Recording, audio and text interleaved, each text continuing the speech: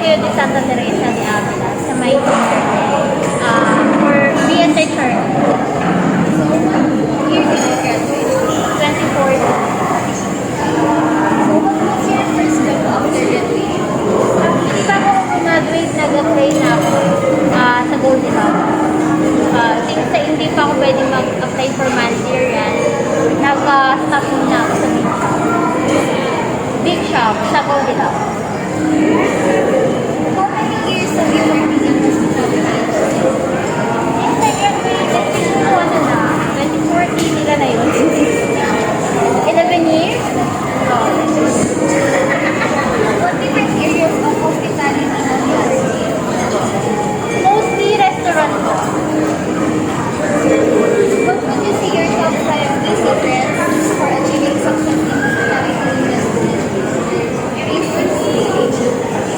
Ano yun? Sorry. Yung five key secrets for achieving success in hospitality industry. Pwede ba kahit less na lang? Pwede ba hindi 5? Medyo marami kasi 5 eh. Pero kasi, sa hospitality, kailangan mo mag-goal. Ako kasi, nung graduate ako, sabi ko, dapat before 25 ako, manager na ako. Pero I achieved it naman ng age 23. So, I'm 7 years in managerial position. So, yun lang, kailangan mo lang mag-goal. Tapos, syempre, each year, kailangan mo may ma-achieve ka. Kasi nag-start ako cashier. So, sabi ko, kailangan maging head cashier ako. So, after head cashier, gusto ko maging supervisor. Yun. So, mag-promote.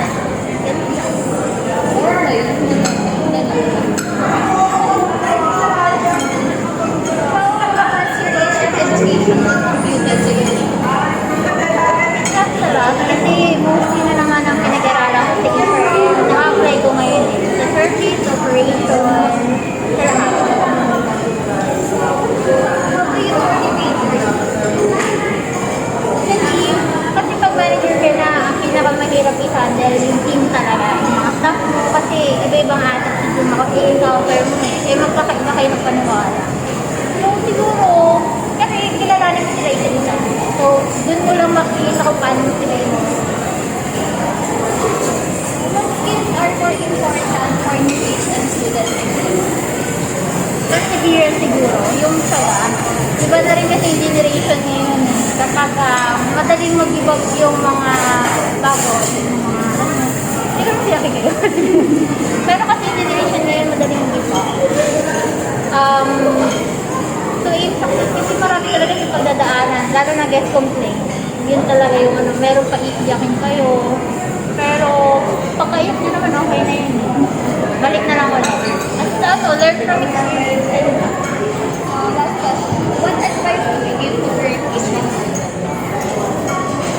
Advice? Yun no.